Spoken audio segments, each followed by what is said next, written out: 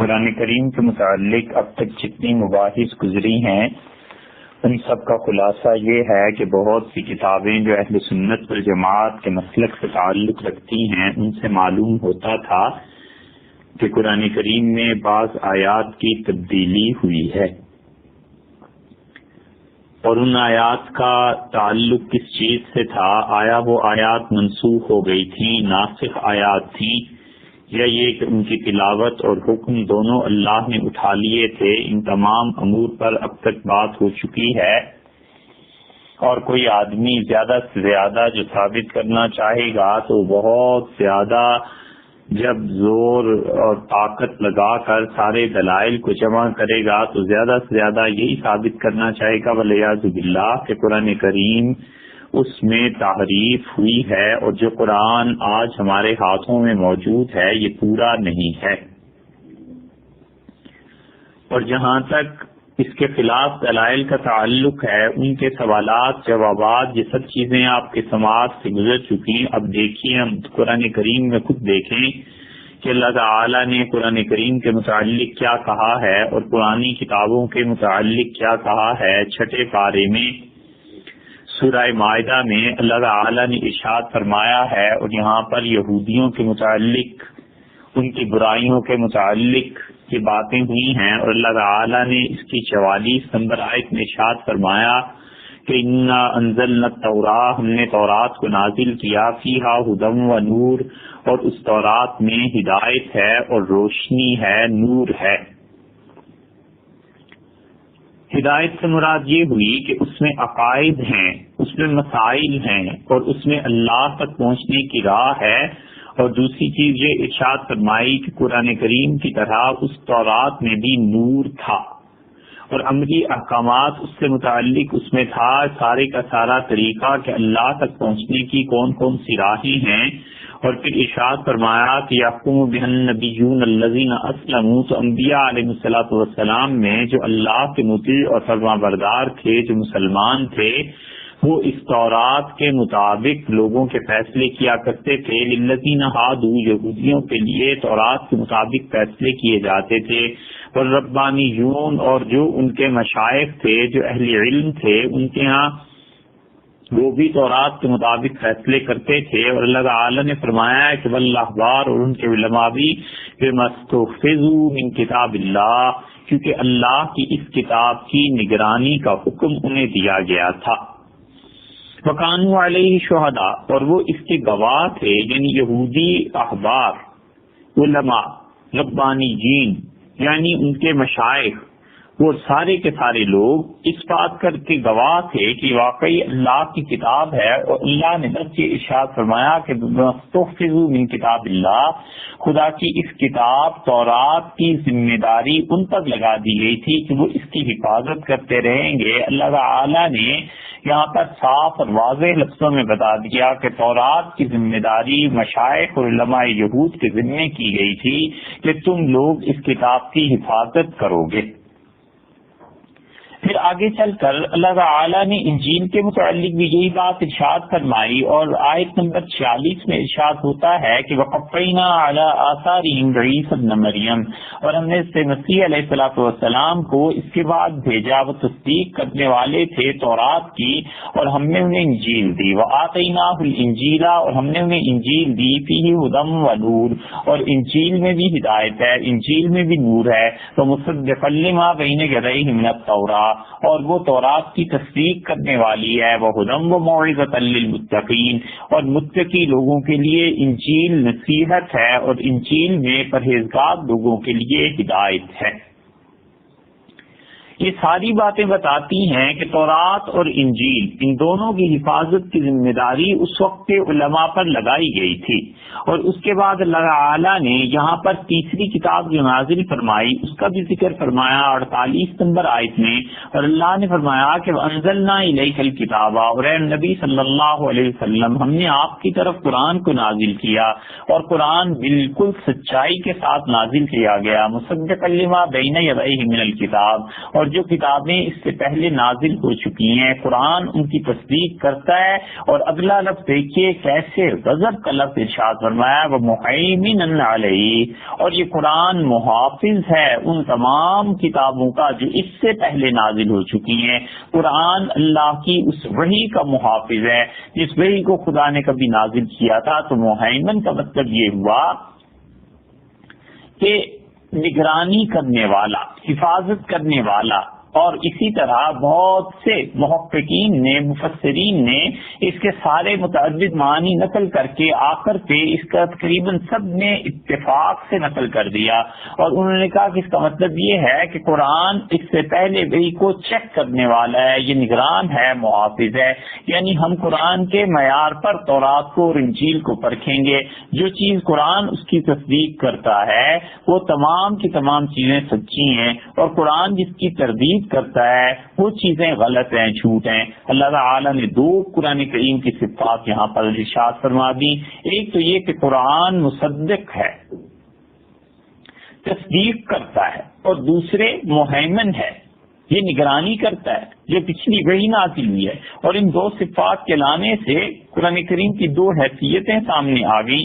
کہ قرآن معیار کا کام دے گا ان تمام تحریفات کے لیے جو اس سے پہلے تورات میں, انجیل میں, دیگر کتابوں میں ہو چکی ہیں. تو اس کا مطلب یہ ہے کہ قرآن محفوظ رہے گا تو یہ معیار بنے گا. اگر قرآن ہی خود محفوظ نہ ہوتا تو یہ معیار کیسے بن سکتا تھا؟ سوچیں آپ. اللہ تعالیٰ نے فرمایا تورات انجیل دونوں کو ہم نے نازل کیا, اس میں بھی ہدایت اور نور تھی. قرآن کا مسئلہ آیا تو اللہ نے کہا قرآن ان پر محافظ ہے.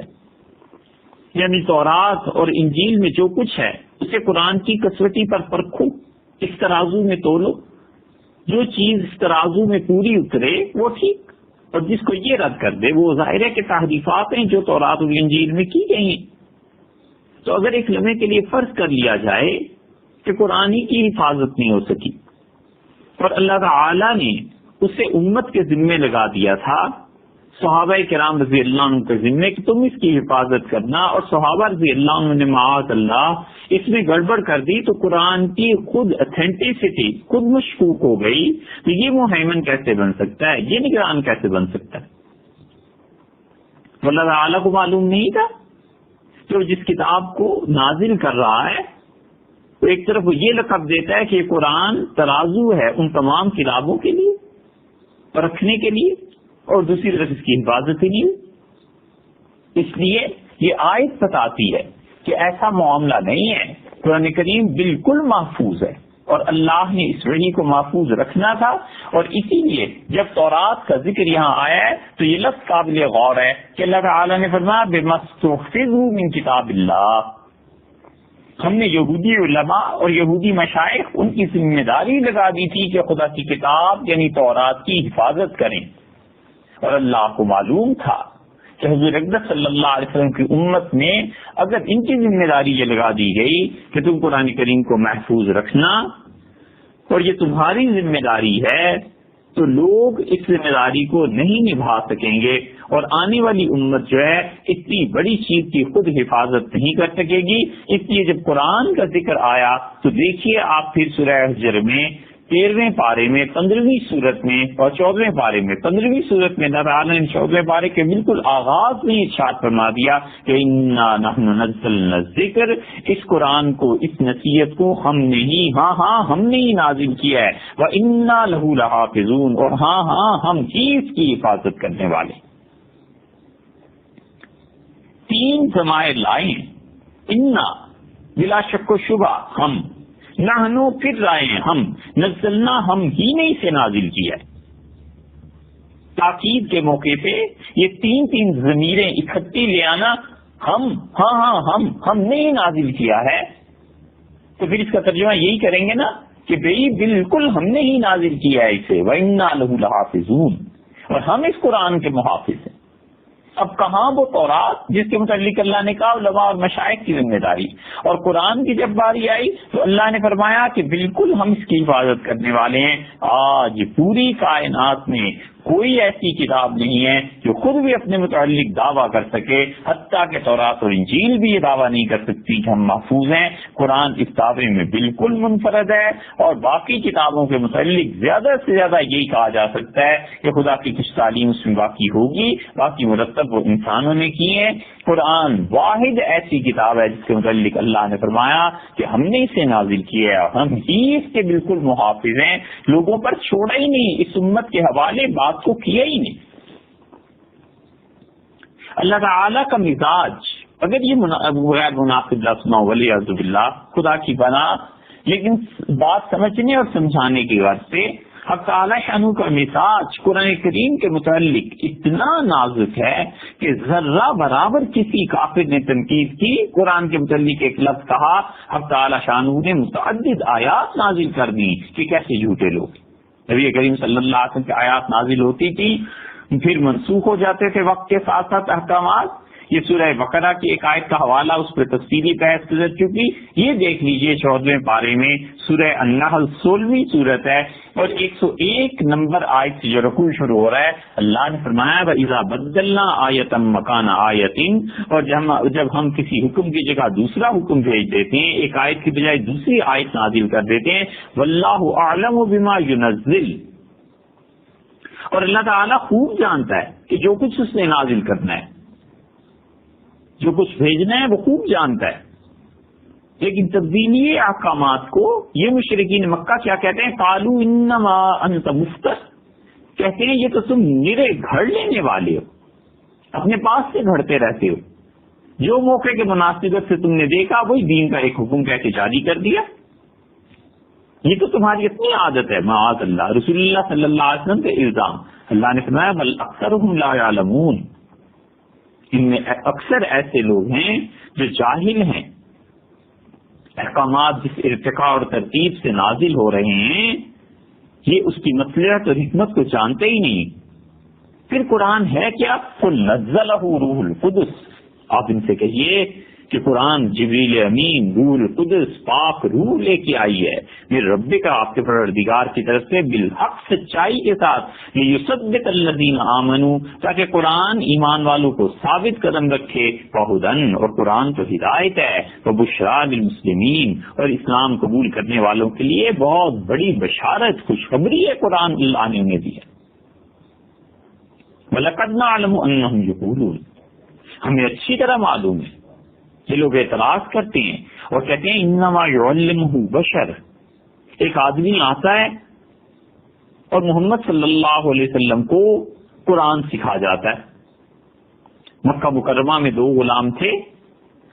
اور وہ لوگوں کی تلواریں بنایا کرتے تھے لوہے سے، اور تورات انجیل بھی پڑھتے تھے،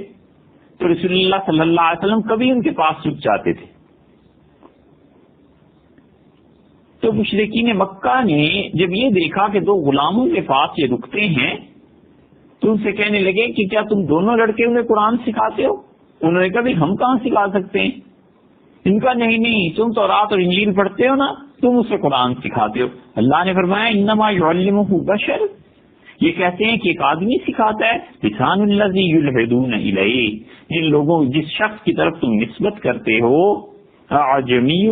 اس کی زبان تو عجمی ہے، وہذا لسان عربی مبین، اور ہم نے قرآن کو تو بڑی فصیح عربی زبان میں نازل کیا۔ وہ لوگ تو اپنے معافی ضمیر کو ادا کرنے پہ قدرت نہیں رکھتے، ان کے پاس تو ایسی زبان ہی نہیں ہے۔ قرآن کے متعلق کہتے ہو کسی سے سیکھ کے آ جاتے ہیں۔ ان الذین لا یؤمنون بآیات اللہ، جو لوگ اللہ کی آیتوں پہ ایمان نہیں رکھتے، لا یہدیہم اللہ ولہم عذاب علیم، اللہ انہیں کبھی ہدایت نہیں دیتا اور ان کے لیے سخت دردناک عذاب۔ اس لیے جہاں بھی کسی نے ذرہ برابر کوئی بات کی قرآن کریم کے متعلق، اللہ تعالیٰ نے اسی وقت بحث سنی فرمائی ہے کیوں آخر؟ اس وجہ سے کہ خدا کو معلوم تھا یہ اس کی آخری وحی ہے اور اس نے قیامت تک رہنا ہے، اور اس پر ہی ساری دنیا کی ہدایت کا دار و مدار ہے. ہزاروں لاکھوں نہیں، کروڑوں نہیں، اربوں انسانوں کی ہدایت اور گمراہی کا دار و مدار اس کتاب پر ہے. اس لیے اللہ تعالیٰ نے قرآن کے متعلق اسی لیے بار بار ارشاد فرمایا ہے. آگے دیکھ لیجیے 18ویں پارے میں سورہ الفرقان میں 25ویں سورہ ہے یہ قرآن کی 4 آیت میں اللہ فرماتے ہیں فقال الذین کفروا، اور یہ جو لوگ کافر ہیں یہ کہتے ہیں ان ھذا الا افک افترا، یہ قرآن تو بس مکمل طور پر جھوٹ ہے، میرا جھوٹ ہے. افترا محمد صلی اللہ علیہ وسلم اپنے پاس سے گھڑ لیتے ہیں، بیٹھ کے بناتا رہتا ہے معاذ اللہ. وَأَعَانَهُ عَلَيْهِ قَوْمٌ آخَرُونَ، اور ایک اور قوم بھی ہے، کچھ اور لوگ بھی ہیں جو اس کی مدد کرتے ہیں. ٹھیک یہ وہی الزام ہے جو 1500 سال پہلے مشرکین مکہ جاہل لگاتے تھے. آج بھی سینکڑوں یہودی اور ملحد اور مستشرکین اسی کو اپنی کتابوں میں بار بار دہراتے ہیں کہ حضور صلی اللہ علیہ وسلم قرآن تو تورات دیکھ کے لکھ لیا تھا. یہ ہے وَأَعَانَهُ عَلَيْهِ قَوْمٌ آخَرُونَ. پھر ظالم جی کہتے ہیں کہ اس میں اس کی مدد دوسرے لوگ بھی کر دیتے ہیں. فَقَدْ جَاءُوا ظُلْمًا وَزُورًا، بڑے ظلم کے مرتکب ہوئے ہیں لوگ، بہت بڑا جھوٹ بولا ہے جو یہ کہتے ہیں. وَقَالُوا أَسَاطِيرُ الْأَوَّلِينَ، کہتے ہیں قرآن تو پچھلے زمانے کی بے سند باتیں اکتسبها، اس شخص نے کہیں سے لکھوا لیا ہے ان بے سند باتوں کو. نوح، صالح، ہود علیہ السلام کی قصے معاذ اللہ کوئی سند نہیں ہے ان کی، بس اس شخص نے لکھوا لیا فَهِيَ تُمْلَىٰ عَلَيْهِ بُكْرَةً وَأَصِيلًا، پھر وہی صبح و شام پڑھ کر سنایا جاتا ہے. اس شخص نے لکھوا لیا ہے، پھر وہی اس شخص کو صبح و شام پڑھ کر سنایا جاتا ہے. اللہ نے کہا قرآن کے متعلق کہتے ہو قُلْ أَنزَلَهُ الَّذِي يَعْلَمُ السِّرَّ فِي السَّمَاوَاتِ وَالْأَرْضِ، آپ کہہ دیجئے اس قرآن کو تو اس ذات نے نازل کی ہے جس سے آسمانوں کے، زمین کے ایک ایک راز کی خبر ہے. اس کا علم اتنا کامل ہے کہ مخلوق کا علم اس سے کوئی نسبت ہی نہیں رکھتا. إِنَّهُ كَانَ غَفُورًا رَحِيمًا، وہ بڑی مغفرت کرنے والا ہے، مہربان ہے. ایسی بےہودہ باتوں پہ فوراً عذاب نازل نہیں ہو جاتا، تمہیں مہلت دے رہا ہے، توبہ کر لو. یہ ہے قرآن کریم. اس لیے اللہ نے بتایا ہے کہ ہم نے اسے نازل کیا ہے، ہم اس کی حفاظت کرنے والے ہیں. اس لیے جتنے بھی مذاہب ہیں دنیا میں، اسلام کو اس لیے برتری حاصل نہیں ہے کہ یہ بہت اعلیٰ درجے کا کوئی مذہب ہے، یہ اس کی بہت اچھی کوئی چیز ہے، بلکہ بات یہ ہے کہ اسلام وہی دین ہے، وہی مذہب ہے جو اللہ تعالیٰ نے نوح علیہ الصلوۃ والسلام کو دیا تھا، جو اللہ تعالیٰ نے موسیٰ اور عیسیٰ علیہ الصلوۃ والسلام کو دیا تھا. فرق یہاں پڑ جاتا ہے کہ قرآن ہسٹوریکل کریڈیبلٹی، قرآن کی تاریخی اعتبار قرآن کو حاصل ہے، اور قرآن کے علاوہ کوئی وحی ایسی نہیں ہے جس کے متعلق ہم یہ کہہ سکیں کہ ہسٹوریکل کریڈیبلٹی اسے بھی حاصل ہے. دنیا بھر کے مستشرقین، دنیا بھر کے کافر یہ تلے ہوئے ہیں اس بات کو کرنے کے لیے کہ کسی طرح وہ ثابت کریں کہ قرآن محفوظ کتاب نہیں. قرآن بھی وقت کے ساتھ ساتھ ایسے ہی ہو گیا تھا. ولیعوذ باللہ وقت کے ساتھ ساتھ کیا حضرت حضور صلی اللہ علیہ وسلم کی آنکھ بند ہوئی، اس میں سے ابو بکر رضی اللہ عنہ یہ آیتیں نکال دی، عمر رضی اللہ عنہ یہ آیتیں نکال دی، عثمان رضی اللہ عنہ تو بالکل صاف ہی کر گئے. یہ جتنے لوگ اس قسم کے عقیدے رکھتے ہیں کہ قرآن محفوظ نہیں ہے، مستشرقین ہوں، یہودی ہوں، عیسائی ہوں، جو بھی کافر ہو، وہ صرف یہ چیز ثابت کرنے پہ لگے ہوئے ہیں کہ دنیا میں اسلام کے پاس کوئی قطعی چیز نہیں ہے. اور اللہ نے اسی لیے پوری طرح ٹھوک بچا کر یہ بات کہی اور پورے دعوے سے کہا کہ ہم نے قرآن کو نازل کیا ہے، ہم اس کی حفاظت کر رہے ہیں. تورات کی حفاظت یہودی علماء اور مشائخ کے ذمے کی تھی، اور ہوتا یہ تھا کہ تورات کے، انجیل کے جو پرانے نسخے دنیا میں ملے ہیں، آپ دیکھیے بعض چیزیں میں ایسے ملی جسے تانبے پر لکھ لیا گیا، کچھ چیزیں ایسی مل گئیں جنہیں پتھروں پر لکھ لیا گیا، اور بڑا مشکل تھا پتھروں پر لکھنا. انسان ان چیزوں کی حفاظت نہیں کر سکے، زمانے کے دست و برد سے اسے محفوظ نہیں رکھ سکے، پتھر ٹوٹ گئے. اور جہاں جہاں آیات تورات کی اور انجیل کی کندہ کی گئی تھی وہ سب کی سب کچھ سے کچھ ہو گئی، اور قرآن جب آیا ہے تو اس کی حفاظت کا دور شروع ہو گیا تھا، اور حفاظت کا دور ایسے شروع ہو گیا تھا کہ اس زمانے میں لوگ لکھ لیا کرتے تھے. اسی لیے رسول اللہ صلی اللہ علیہ وسلم نے فرمایا تھا کہ اوما بیدہ الی الخط، نبی کریم صلی اللہ علیہ وسلم نے اپنے دست مبارک سے اشارہ فرمایا اور کہا کہ لکھ لیا کرو. یہ حضرت ابو سفیان رضی اللہ عنہ کے والد حرب تھے، اور ان کا کسی لکھے پڑھے سے واسطہ پڑ گیا، اور اس نے آ کے مکہ مکرمہ میں انہیں پڑھایا. پھر آہستہ آہستہ قریش نے لکھنا پڑھنا شروع کیا، یہاں تک کہ حضرت شفا رضی اللہ عنہا جب ہجرت کر کے مدینہ منورہ آئی ہیں تو رسول اللہ صلی اللہ علیہ وسلم نے اس خاتون کو بازاروں پہ مقرر کر دیا کہ دیکھو بازاروں کی تم نگرانی کیا کرو. اسی وجہ سے سیدنا عمر رضی اللہ عنہ اپنے زمانے میں حضرت شفا رضی اللہ عنہا کو بلایا اور فرمایا دیکھیے آپ کو نبی کریم صلی اللہ علیہ وسلم مقرر کیا تھا، میں پھر آپ کو بازاروں پہ مقرر کرتا ہوں، مدینہ منورہ میں گھومتی رہیں اور چیک کرتی رہیں کہ ان تاجروں میں کہیں بھی سود کا کاروبار نہ ہو. اکابر خواتین صحابہ کرام رضی اللہ عنہ کی بیویاں، ان کی مائیں زندہ تھیں. کس چیز کی وجہ سے رسول اللہ صلی اللہ علیہ وسلم نے انہیں ترجیح دی تھی سب عورتوں پہ مدینہ منورہ میں؟ تعلیم کی وجہ سے. یہ تعلیم فرق پیدا کرتی ہے، علم فرق پیدا کرتا ہے. یہ لکھ لیتی تھی، پڑھ لیتی تھی. سیدہ عائشہ رضی اللہ عنہ لکھ لیتی تھی، پڑھ لیتی تھی. حفصہ رضی اللہ عنہ لکھ لیتی تھی، پڑھ لیتی تھی. تو ہوا یہ کہ کتابت کا کام جب قرآن نازل ہوا ہے دنیا میں ہو رہا تھا. مصر میں ایک پودا پایا جاتا تھا اور یونانیوں کی زبان میں اسے پیپرس کہتے تھے، اور اس پیپرس کا جو درخت تھا اس کے اندر ایک بالکل باریک لیئر ہوتی تھی، پرت اس کی ہوتی تھی، اس کو نکال لیتے تھے جو ماہرین تھے اور اس پرت پر لکھا کرتے تھے. یہ کاغذ کو جو پیپر کہتے ہیں نا، اسی وجہ سے کہ یہ پیپرس درخت سے بنا ہے. اور چین میں لکڑی کے ذریعے کاغذ اس زمانے میں بنتا تھا، اور یہ کاغذ تاجروں کے ذریعے سمرقند میں آیا. اسی لیے انسائکلوپیڈیا بریٹانیکا والا لکھتا ہے the art of paper making reached Samarkand in central Asia ان 751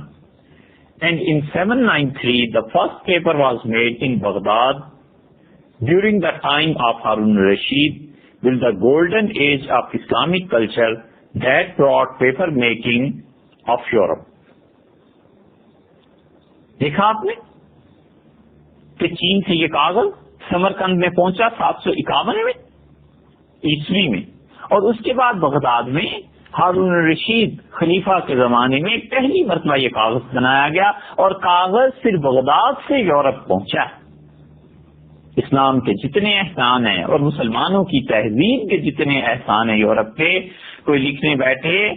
تو اس بریٹانیکا جیسی 20 جلدیں لکھتے اگر کسی کے پاس علم ہو. اسلام نے دنیا کو وہ کچھ دیا ہے، اور اسلام نے وہ تہذیب دنیا کو عطا کی ہے جس میں کم سے کم خون نہیں تھا، کم سے کم آگ نہیں تھی، لوگوں کی قتل و غارت گری نہیں تھی، اور علم کا دور دورہ تھا. نبی کریم صلی اللہ علیہ وسلم پر وحی نازل ہوئی ہے 610 عیسوی میں، اور اس کے بعد وہی ڈبل چیکنگ کا سسٹم ہوا. یہ صحابہ کرام رضی اللہ عنہ لکھتے تھے. حضور صلی اللہ علیہ وسلم نے 40 کے قریب لکھے پڑھے لوگ رکھے ہوئے تھے اپنے ساتھ. جب بھی کوئی بات نازل ہوتی تھی اسے لکھ لیتے تھے، اور ساتھ ساتھ حفظ بھی ہو جاتا تھا. تو لکھے ہوئے کو حفظ کے ذریعے چیک کرنا، اور حفظ کو لکھے ہوئے کے ذریعے چیک کرنا. اور پھر وہ حدیث جو پہلے گزر چکی کہ سیدنا ابوبکر رضی اللہ عنہ نے حضرت عمر رضی اللہ عنہ کے اصرار پہ بلوایا، اور بلوا کر قرآن کریم کو باقاعدہ طور پر تحریر کر دیا گیا. اور یہ قدیم کاغذ تھا، وہی جو پیپرس تھا نا، اور اس میں سے ایک لیئر نکالی گئی تھی اور پیپر اس کا نام بنا. بس اس کے بعد اس پہ لکھا گیا، اور پھر حضرت عثمان رضی اللہ عنہ نے اس کو لکھوا کر، جیسے کہ پہلے گزر چکا، 7 یا 8 اس کی حصے تھے، اس کی نقول تھی، وہ تیار کرا کے عالم اسلام میں مختلف جگہ پر بھجوا دی،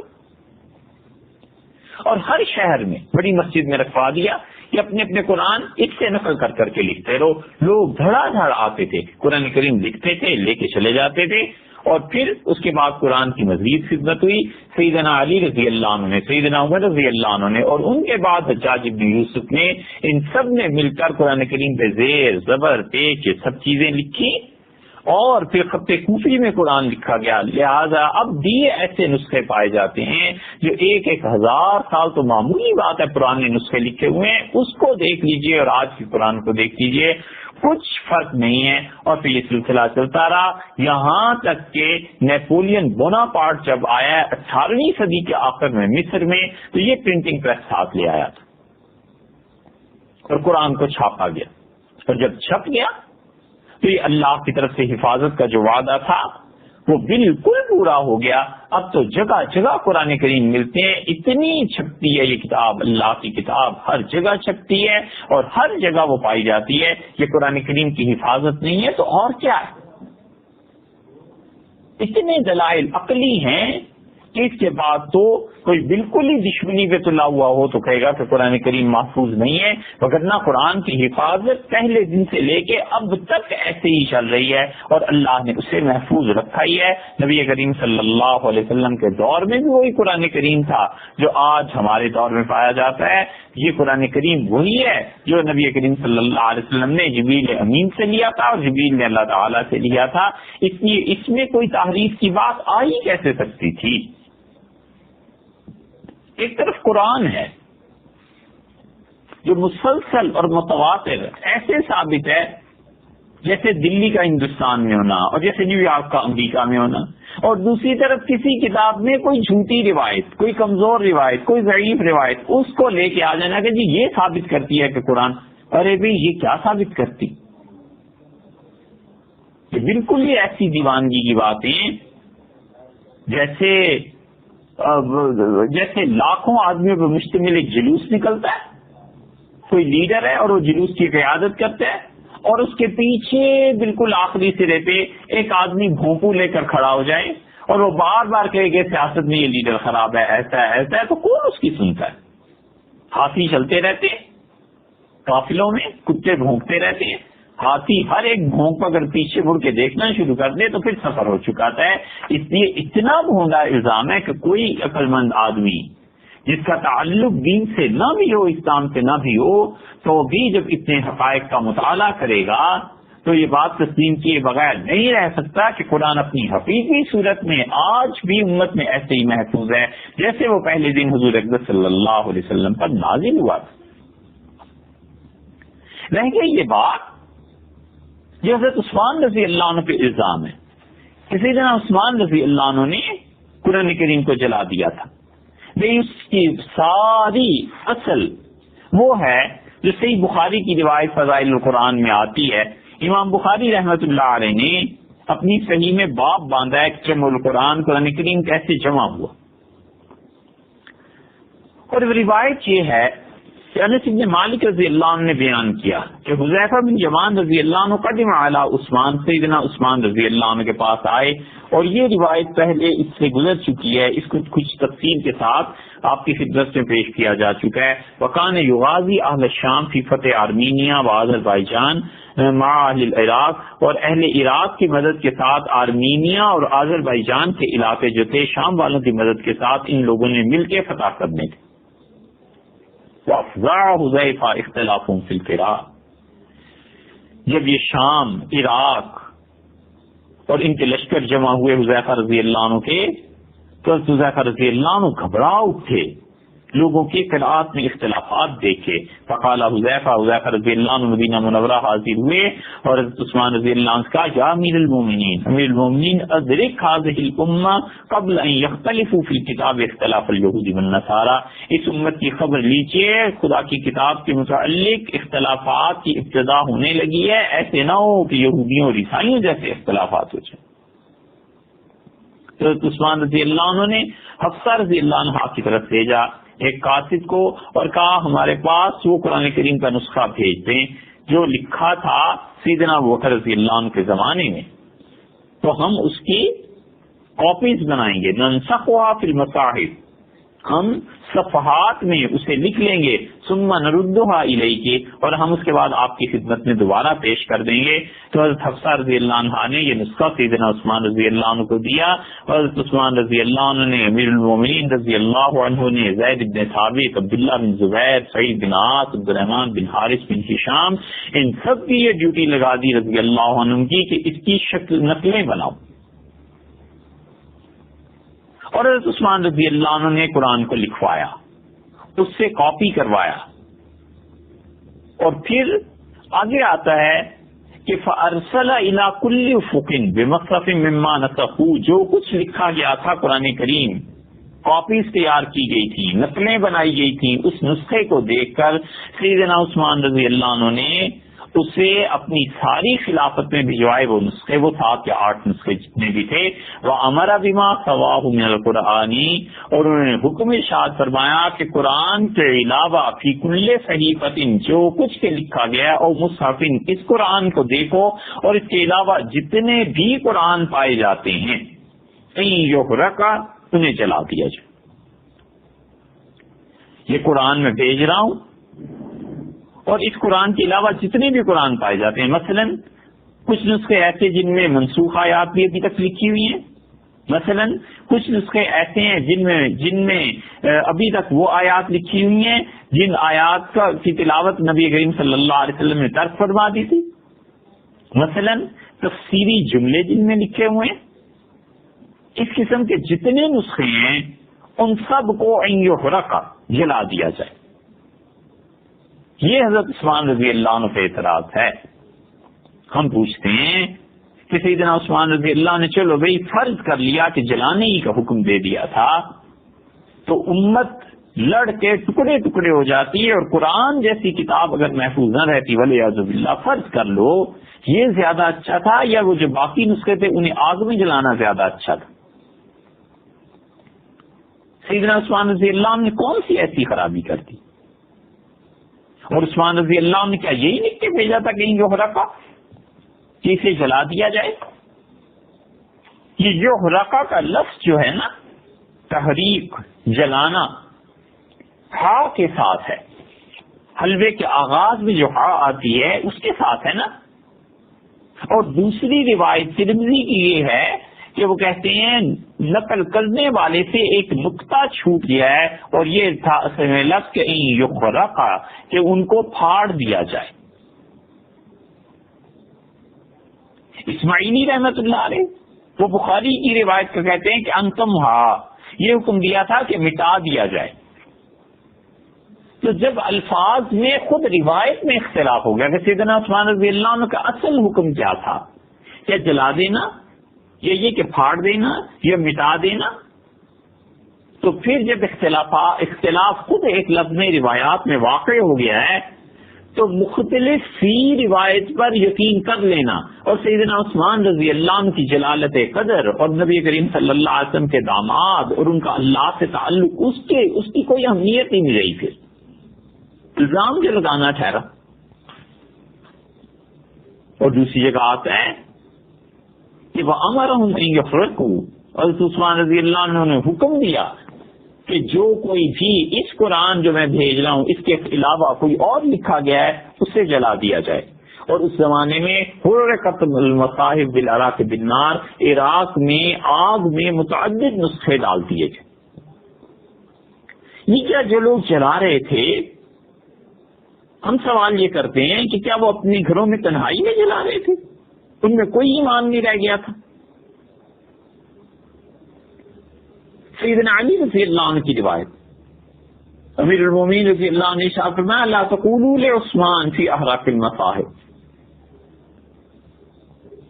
قرآن کریم کے جن نسخوں کو جلانے کا عثمان رضی اللہ عنہ نے حکم دیا تھا، عثمان پر تان نہ کرنا، الا خیرن، سوائے اچھائی کے انہوں نے کوئی کام نہیں کیا، بالکل ٹھیک کیا۔ مصعب بن سعد کہتے ہیں ادرکت الناس متوافرین،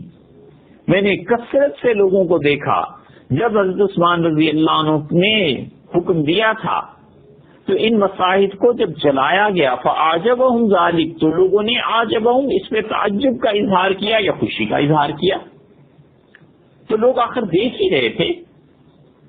یہ جتنا آج اعتراض کرنے والے اپنا ایمان کہتے ہیں کہ ارے عثمان رضی اللہ عنہ نے قرآن چلا دیا تھا،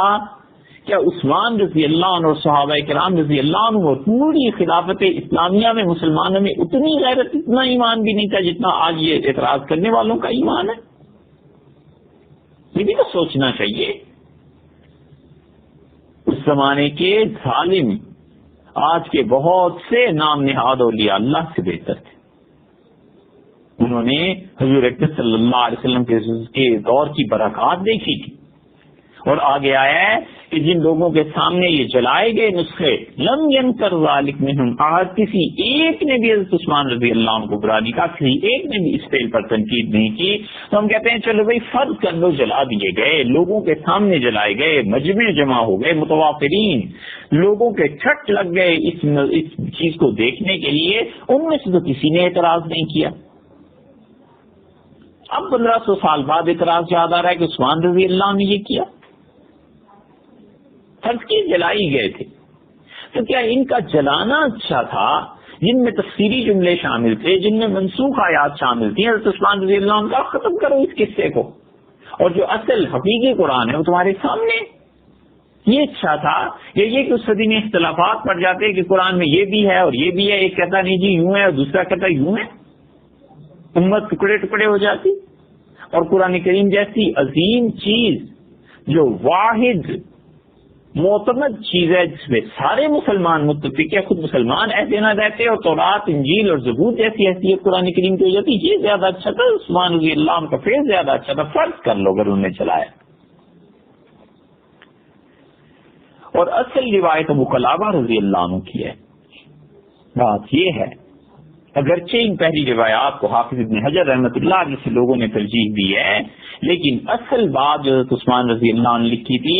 خدا کا خوف کرنا چاہیے، وہ خط پڑھ لینا چاہیے جو عثمان رضی اللہ عنہ نے لکھا تھا. الزام لگاتے ہوئے صاحب یہ کون سا اصول ہے، یہ آخر دنیا کی کس عقل اور نقل سے ثابت ہے کہ جس پہ الزام لگے اس سے مت پوچھو، باقی سارے محلے سے پوچھتے رہو.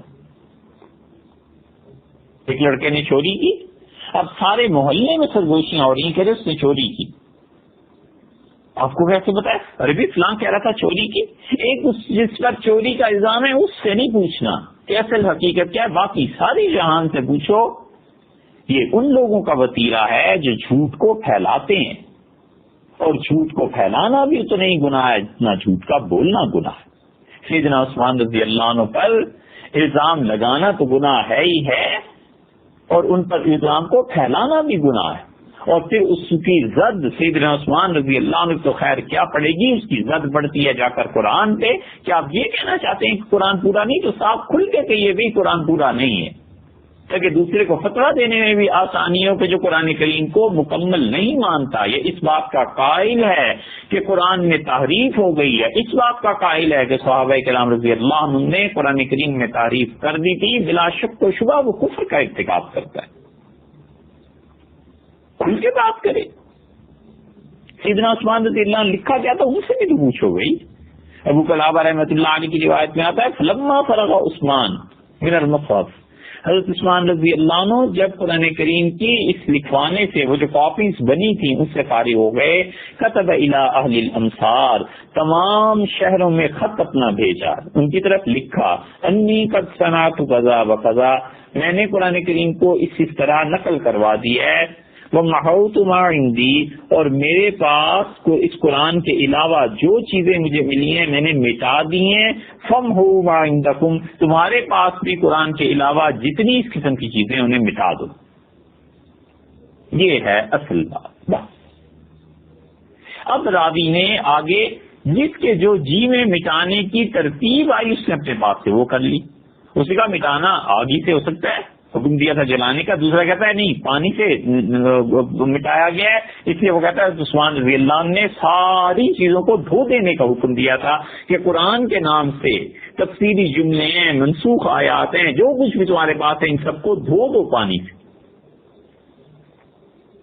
اسی لیے قاضی عیاض رحمۃ اللہ علیہ پورے یقین کے ساتھ کہتے ہیں کہ بِأَنَّهُمْ غَسَلُوهَا بِالْمَاءِ، لوگوں نے قرآن کریم کے جتنے بھی نسخے اس اصل نسخے کے علاوہ پائے جاتے تھے جن میں تفسیری جملے وغیرہ وغیرہ چیزیں شامل تھیں، ان سب کو پہلے پانی سے دھو دیا،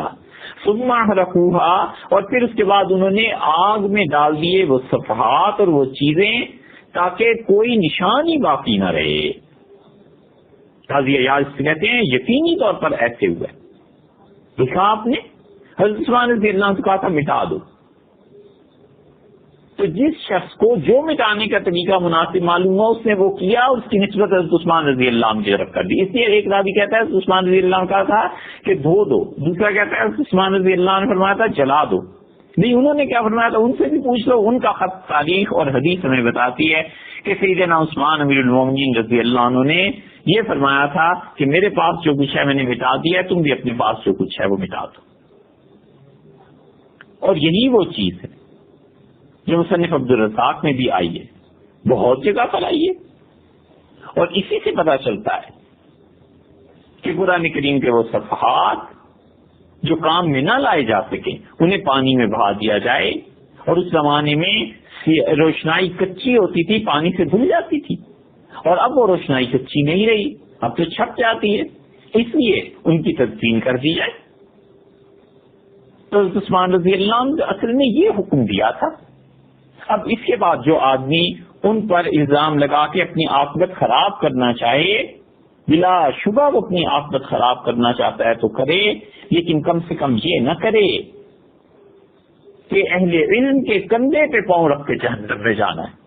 ویسے براہ راست چھلانگ لگا لے، کہہ دے قرآن پورا نہیں، جو مرضی ہو پھر، لیکن یہ کہنا کہ بخاری میں یہ روایت آتی ہے، فلان جگہ یہ روایت آتی ہے، فلان جگہ، ان کے کندھے پر قدم رکھ کے جہنم میں نہ کودے بھائی۔ سیدنا عثمان رضی اللہ عنہ کا خط یہ ہے، امر بما سواہ، حضرت عثمان رسول اللہ صلی اللہ علیہ وسلم کے دوہرے داماد امیر المومنین رضی اللہ عنہ، انہوں نے فرمایا کہ میرے پاس یہ تھا، میں نے اسے مٹا دیا، اور جو کچھ تمہارے پاس ہے وہ تم بھی مٹا دو۔ اسی لیے حضرت عثمان رضی اللہ عنہ کے بعد بھی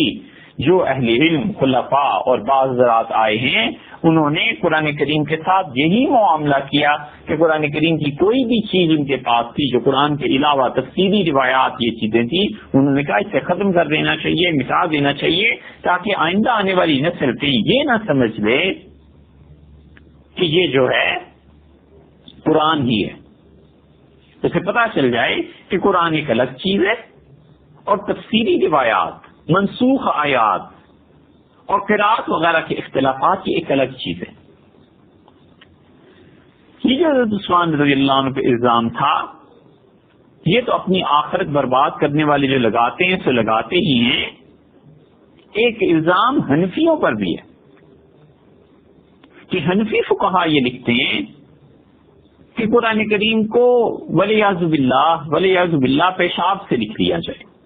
اور حنفی یہ کہتے ہیں کہ قرآن کو خون سے لکھ لیا جائے۔ اب حنفیوں سے نہ پوچھو کہ بھئی انہوں نے کہا ہے یا نہیں کہا، باقی سارے جہان میں ان کی بدنامی کا وہ شہرہ بلند کرتے رہو، حنفی فقہا سے نہیں پوچھنا۔ وہ ہے تو لطیفے کی بات، لیکن شاید اس سے وضاحت ہو جائے بات کی۔ ایک صاحب بیٹھے ہوئے تھے تو گھر سے وہ پچھلے زمانوں میں نوابوں کے ہاں جاگیرداروں کے ہاں جو آتا تھا پیغام لے کے، نائی اسے کہتے تھے، تو گھر سے پیغام دینے والا آیا اور اس کا چہرہ اترا ہوا تھا، یہ دیکھ کے بڑے پریشان ہوئے اور کہا کیوں صاحب گھر میں خیریت ہے؟ تو رونے لگا۔ ان کا خیریت ہے، منہ سے بولو کچھ کہو، وہ رونے لگا۔ ان کا کچھ تو بولو۔ اس نے کہا حضور کیا بتاؤں، آپ کی بیوی بیوہ ہو گئی ہے۔ بیوہ ہو گئی؟ ارے یہ کیسے ہو گیا؟ انہوں نے کہا بیوی آپ کی بیوہ ہو گئی، بس ہو گیا۔ رونے لگے، چیخو پکار شروع ہو گئی، اٹھ کے جا رہے تھے اور بار بار کہتے تھے ہائے افسوس، ہم نے زندگی میں یہ دن بھی دیکھنا تھا، ہماری اہلیہ بیوہ ہو گئی۔ تو کسی نے روکا اور کہا حضور والا جناب آپ زندہ ہیں تو اہلیہ محترمہ کیسے بیوہ ہو سکتی ہیں؟ تو تھوڑے سے چھٹکے، پھر کہنے لگے سوچا تو ہم نے بھی یہی تھا، مگر کیا کریں جو گھر سے آیا یہ کبھی جھوٹ نہیں بولتا۔ تو کسی نے کہا اہلیہ سے بھی جا کے پوچھ لیجیے کہ بیوہ ہوئی ہیں یا نہیں ہوئی۔ کہا نا صاحب ان کے سامنے ایسی زبان ایسی بری خبر کیسے پوچھی جا سکتی ہے کہ آپ بیوہ ہو گئی یا نہیں ہو گئی؟ آخر مربت شرم و حیا بھی کوئی بات ہے؟ تو بات یہ ہے کہ اصل میں جس سے تعلق ہے اس سے نہیں پوچھنا، اور باقی سارے جہان میں انہیں بدنام کرنے کے لیے کہتے فتنہ کہ حنفی یہ کہتے ہیں کہ سورہ فاتحہ کو قرآن کریم کو خون سے لکھا جائے ولیعذ باللہ، پیشاب سے لکھا جائے تو بھی جائز۔ حنفی فقہا نے جو کچھ لکھا ہے، فتاوی قاضی خان کی ایک عبارت ہے وہ بھی آپ سن لیجئے۔ قاضی خان میں فتاوی میں یہ لکھا، قاضی خان رحمۃ اللہ علیہ بہت بڑے فقیہ تھے، انہوں نے اپنے فتاوی میں نقل کر دیا ہے، لکھا ہے کہ جس آدمی کی نکسیر پھوٹے اور خون رکے نہیں، تو جب خون نہیں رکے گا تو اب اس کی جان کو خطرہ ہوگا نا، تو اس زمانے میں ایک ٹوٹکا یہ کرتے تھے کہ نکسیر کے خون سے پیشانی پر، نکسیر زدہ آدمی کی پیشانی پر سورہ فاتحہ لکھ دیتے تھے، اس کی تاثیر یہ ہوتی تھی کہ نکسیر بند ہو جاتی تھی، جیسے تعویذ دیتے ہیں۔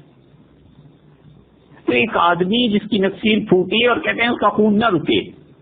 مر جائے گا نا، تو اب بھلا بتاؤ اس کی جان بچانی ضروری ہے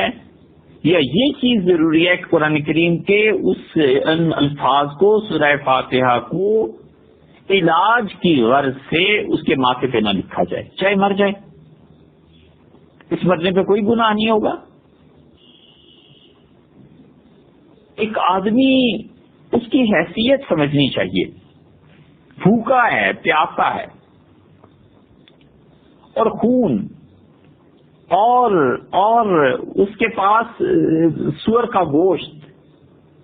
ایسی چیزیں ہیں، اس کو کھا کے جان بچ سکتی ہے تو مر جانا چاہیے یا کھا لینا چاہیے؟ فقہا نے لکھا ہے اور اللہ نے فرمایا ہے کہ ہم نے تم پر مردار حرام کیا، خون حرام کیا، سور کا گوشت حرام کیا، اور آگے فرمایا ہے کہ ہاں جس کو اپنی جان کے لالے پڑ جائیں وہ ان چیزوں کو کھا سکتا ہے، خون پی سکتا ہے تاکہ جان بچائے، سور کا گوشت کھا لے تاکہ جان بچائے، اور اگر مر جائے اور وہ اسے تقویٰ کا بخار چڑھا ہوا ہو کہ نہیں ہم نے تو شراب پینی نہیں، چاہے مر جائیں اس وقت مگر شراب نہیں پیئیں گے، تو فقہا نے لکھا ہے قیامت میں گناہ گار اٹھایا جائے گا، اس لیے کہ اللہ نے اجازت دی تھی، خدا کی اجازت سے کیوں نہیں نفع اٹھایا۔ ایسے ہی کسی آدمی کی زندگی موت کا مسئلہ اس زمانے میں بنتا تھا، تو ایک ٹوٹکے کے طور پر یہ کہتے تھے کہ اس کی پیشانی پر نکسیر کے خون سے ہی لکھ دو سورہ فاتحہ کو تو یہ بچ جائے گا، اور بچ جاتے تھے لوگ۔ اب اس سے اعتراض کیا ہے؟ انسان کو مرنے دیتے وہ اپنے زمانے میں، اور اس مصنوعی تقدس کے قائل ہوتے۔ فقہا عملی زندگی سے بحث کیا کرتے تھے، حقیقی زندگی کو دیکھا کرتے تھے، یہ چیز نہیں تھی کہ وہ ولیعذ باللہ وہ زندگی تو نفاق سے بسر کر رہے ہوں اور مصنوعی تقدس کا لبادہ انہوں نے اوڑھ لیا، ان کا مرنے والے کی جان کو بچاؤ۔ نبی کریم صلی اللہ علیہ وسلم نے صحیح بخاری میں نہیں آیا بھیج دیا تھا اور ارشاد فرمایا ان کو خارش ہو گئی ہے، اور وہ مر رہے تھے بیچارے خارش سے، اتنی شدید، اس زمانے میں تو اچھے تھے، بعد میں مرتد ہوئے، اور رسول اللہ صلی اللہ علیہ وسلم فرمایا انہیں اونٹ یہاں میرے بندے بھی ہیں وہاں بھیج دو اور انہیں کہو کہ اونٹوں کا پیشاب پئیں۔ اب کوئی کہے کہ اونٹ کا پیشاب پینا یہ حرام تھا تو نبی کریم صلی اللہ علیہ وسلم سے بھی تو پوچھ لے کوئی جا کے ولیعذ باللہ کہ آپ نے کیسے ایسی بات کی اجازت دے دی تھی، نتیجہ یہ نکلا کہ ان کی خارش ختم ہو گئی اور جان بچ گئی۔ یہ الگ بات ہے انہوں نے پھر بعد جو کرتوت کی اس کی وجہ سے انہیں پھانسی کی سزا ہوئی، مگر جان انسانوں کی بچانی ضروری تھی یا نہیں ضروری تھی؟ اور پھر جب قاضی خان رحمۃ اللہ علیہ خود لکھتے ہیں کہ اس کا خون نہ تھمے، یہ خون تھم گیا تو ہمیں کیا ضرورت ہے اس کے ٹوٹکا کرنے کی؟ جب خون تھمتا ہی نہیں ہے، کسی طرح وہ رکنے میں آتا ہی نہیں ہے، تو پھر کچھ نہ کچھ تو کرنا ہے۔ یہ الزام ہے حنفیوں پہ اور یہ اس کی حقیقت ہے۔ اب بھی قاضی خان رحمۃ اللہ علیہ کے فتاوی ہیں، دیکھ لیجیے، اور پوری بات نقل کرنی جس سے اپنے کبر کی تسکین ہوتی ہو اور دوسروں کی بدنامی ہوتی ہو، یہ چیزیں اللہ کے یہاں بھی پوچھی جائیں گی یا نہیں؟ اور پھر یہ فتویٰ جو قاضی خان رحمۃ اللہ نے نقل کیا یا لکھا ہے، کیا حنفیوں کا ہے؟ کہ امام ابو حنیفہ رحمۃ اللہ علیہ نے ایسے کہا تھا؟ امام ابو حنیفہ رحمۃ اللہ علیہ کے شاگرد ہیں یہ حسن ابن زیاد ہیں، ظفر ہیں، امام محمد ہیں، ابو یوسف ہیں، واسطوں سے آگے ان کے شاگرد ہیں رحمہ اللہ، انہوں نے یہ فتویٰ دیا تھا۔ ان کے بعد بھی دیکھ لیجئے قاضی یہ معروف کرخی رحمۃ اللہ علیہ ہیں، جساس ہیں، صدر شہید ہیں، ائمہ میں سے سرخسی ہیں شیخ الاسلام رحمۃ اللہ علیہ، انہوں نے یہ فتویٰ دیا تھا۔ صرف دے کر ایک مفتی ابو بکر اسقاف تھے، ان کی رائے تھی بس۔ اس زمانے کے فقہا میں ایک ابو بکر اسقاف رحمۃ اللہ علیہ اچھے عالم دین تھے، اور انہیں اس کے ساتھ ساتھ ان طب پہ، تعویذوں پہ، ان چیزوں پہ ایک تعلق تھا۔ انہوں نے ایک ٹوٹکا لوگوں کو بتا دیا، اب اس بنیاد پر سارے حنفیوں کو رگڑو، اس بنیاد پہ سارے حنفیوں کو کہنا یہ خیانت نہیں ہے تو اور کیا ہے؟ تو اس لیے قرآن کریم کی عزت، اس کی حرمت ہمیشہ سے امت میں چلی آئی ہے۔ حنفیوں یا شافعیوں، مالکیوں، حنبلیوں، کوئی بھی ہو، کسی بھی مسلک سے تعلق رکھتا ہو، اس کا ادب، عزت اور احترام ضروری ہے۔ مذاہب کے اختلافات کو کبھی بھی دنیا میں ختم نہیں کیا جا سکتا۔ اگر دنیا میں باعزت قوموں کی طرح رہنا ہے اور انسانوں کی طرح زندگی بسر کرنی ہے تو آپ جس مسلک سے تعلق رکھتے ہیں اس مسلک میں جو کچھ بھی کہیے کیجیے، مگر دوسروں کا احترام ضروری ہے، دوسرے کے مسلک کا احترام ضروری ہے۔ اگر احترام نہیں کیا جائے گا تو پھر جو بھی احترام کی روایت کو توڑے گا اس کا خمیازہ خود بھی بھگتے گا۔ کسی صحیح چیز کو قائم کرنے میں برسا برس لگ جاتے ہیں، خاندان میں روایت قائم کرنے میں برسا برس لگ جاتے ہیں، اور توڑنا ہو تو 2 منٹ میں، اچھی چیزوں کو خراب کرنا ہو تو 1 منٹ میں ہو جاتی ہے، اور سچی چیز کو بنانے کے لیے برسا برس کی محنت اور جدوجہد درکار ہوتی ہے۔ تو قرآن کریم کی عزت، حرمت یہ متفقہ مسئلہ ہے۔ اگر کسی کی اکا دکا کوئی رائے ملتی بھی ہے تو بس اسے اگنور کر دینا چاہیے، اسے درگزر کر دینا چاہیے، سمجھنا چاہیے کہ ہوگی کوئی بات کسی نے کہی ہوگی، اس سے بحث کیا ہے۔ کسی بھی مسلک کے جمہور علماء جب کسی چیز کے قائل ہوا کرتے ہیں تو وہاں پہ اکا دکا مفتی اس کے خلاف فتویٰ دیں تو کوئی اس کی طرف توجہ نہیں کرتا۔ سبکی نے طبقات شافعیہ لکھی ہے، اور سبکی کی طبقات کو پڑھیے، 20 شافعی فقہا کے نام انہوں نے گنوائے، اور ہر فقیہ کے نام کے بعد متعدد مقامات پہ وہ کہتے ہیں کہ انہوں نے یہ مسئلہ ہمارے خلاف لکھا ہے، یہ مسئلہ شافعی مسلک سے ہٹ کے لکھا ہے، یہ مسئلہ ایسے لکھا ہے۔ اب کوئی اللہ کا بندہ اٹھے کل شافعی مسلک کا جس کے ساتھ تعلق ہو اور وہ یہ کہنے لگے کہ شافعیوں کا مسلک یہ ہے تو بھئی شوافع کا مسلک نہیں ہے، ان میں سے کسی ایک آدمی نے اس کے خلاف کوئی روایت لکھی ہے تو اس کا کوئی اعتبار نہیں۔ مفتیوں کے تفردات ہوا کرتے ہیں، حتیٰ کہ ہمارے اس دور میں بھی بسا اوقات سارے مفتی ایک طرف ہوتے ہیں اور ایک مفتی اپنے دلائل کی بنیاد پہ ایک طرف ہوتا ہے، تو جو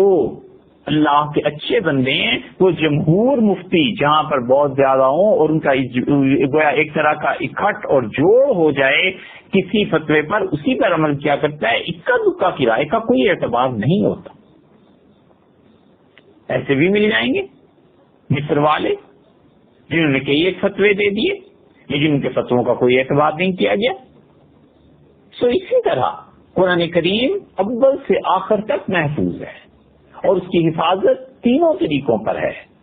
اس کے الفاظ بھی محفوظ ہیں، ترتیب آیات کی وہ بھی محفوظ ہے، نبی کریم صلی اللہ علیہ وسلم نے جیسے رفائی تھی وہ ہم تک ویسے ہی پہنچا ہے۔ ہاں کچھ روایات صورتوں کے آگے پیچھے ہونے کی، مثلا یہ کہ سورہ نساء پہلے تھی، سورہ آل عمران تھی، اس سے بھی کچھ فرق نہیں پڑتا، ہر صورت اپنے طور پر مکمل ایک چیز ہے۔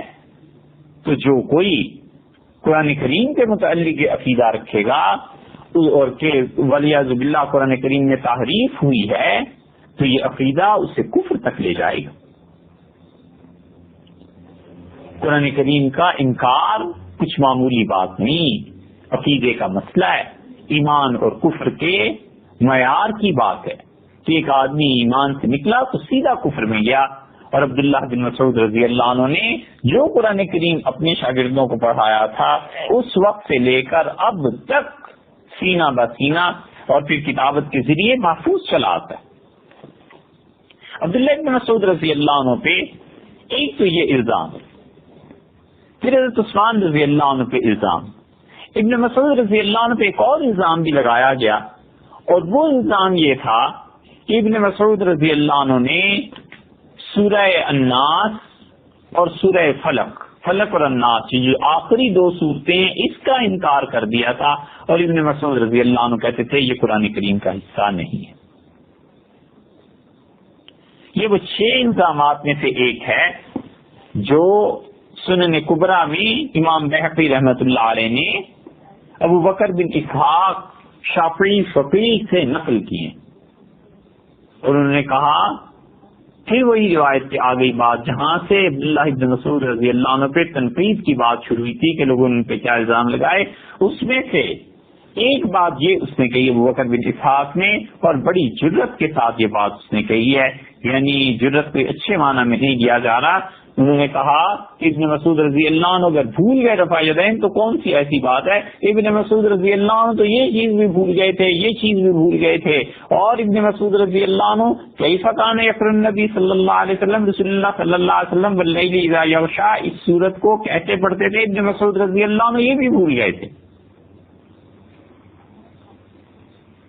اور پھر انہوں نے کہا کہ ابن مسعود رضی اللہ عنہ قرآن سے ایسی چیز بھول گئے کہ کہیں مسلمانوں کا اس میں اختلاف نہیں ہوا، وہی المعوذتان، اور وہ قرآن کی آخری دو صورتیں ہیں، معوذتان 2 صورتیں جو تعوذ سے شروع ہوتی ہیں، قل اعوذ برب الفلق اور قل اعوذ برب الناس، یہ 2 صورتیں ابن مسعود رضی اللہ عنہ بھول گئے کہ یہ قرآن میں ہیں یا نہیں۔ یہ ہے الزام دوسرا ابن مسعود رضی اللہ عنہ پہ، اور یہ الزام سراسر جھوٹ اور غلط فہمی ہے۔ ابن مسعود رضی اللہ عنہ نے انکار کیا یا بھول گئے، پہلی بات تو یہ بھی ہے بھی اگر تو ابن مسعود رضی اللہ عنہ نے انکار کیا تو ابن مسعود رضی اللہ عنہ کی صحابیت کا شرف ہم ایک طرف رکھ کر سوچیں، قرآن کریم کے کسی ایک لفظ کا حرف کا انکار کرنا بھی کفر ہے یا نہیں؟ صاف بات کرنی چاہیے۔ تو پھر ابن مسعود رضی اللہ عنہ جو پوری سورت کا انکار کرتے تھے مسلمان رہ جائیں گے؟ آخر کون سی منطق اور فتویٰ ایسا ہے جس کی روح سے یہ تسلیم کر لیا جائے کہ ابن مسعود رضی اللہ عنہ 2 صورتوں کو مانتے ہی نہیں تھے قرآن، اور پھر ابن مسعود رضی اللہ عنہ اس کے ساتھ ساتھ مسلمان بھی ہیں، فقیہ بھی ہیں، حضرت عمر رضی اللہ عنہ بھی ان کی تعریف کر رہے ہیں، حضرت علی رضی اللہ عنہ بھی ان کی تعریف کر رہے ہیں، اور لطف کی بات یہ کہ امیر المومنین علی رضی اللہ عنہ جیسا حق و آدمی، کوفہ دارالحکومت دارالخلافہ، اور سیدنا علی رضی اللہ عنہ ممبر پر بیٹھ کے بار بار ابن مسعود رضی اللہ عنہ کو اچھا کہہ رہے ہیں، اور کہیں ایک لفظ بھی سچا تو درکنار کوئی جھوٹا بھی یہ نہیں کہتا کہ علی رضی اللہ عنہ نے ابن مسعود رضی اللہ عنہ کو کفر کا فتویٰ دے دیا تھا، اس لیے کہ سیدنا علی رضی اللہ عنہ اسی شہر میں آئے تھے، وہاں سب ان کو کے سامنے تھے ابن مسعود رضی اللہ عنہ کے شاگرد۔ تو بھول جانا ایک الگ بات ہو گئی اور انکار کرنا ایک الگ بات ہو گئی۔ پہلے تو بات چلی تھی اس سے کہ ابن مسعود رضی اللہ عنہ بھول گئے کہ سورہ الناس اور فلق یہ دونوں قرآن میں سے ہیں، یعنی یہی بھول گئے، اور پھر والعیاذ باللہ اس الزام کو آگے جو چلایا تو آگے آنے والوں نے لکھا کہ ابن مسعود رضی اللہ عنہ انکار کرتے تھے اور کہتے تھے کہ یہ 2 صورتیں قرآن کا حصہ ہی نہیں۔ یہ سراسر جھوٹ ہے عبداللہ ابن مسعود رضی اللہ عنہ پہ، اور اس جھوٹ پر جو کچھ علماء امت نے لکھا ہے آئندہ نشست میں انشاءاللہ کچھ اختصار کے ساتھ مختصر طریقے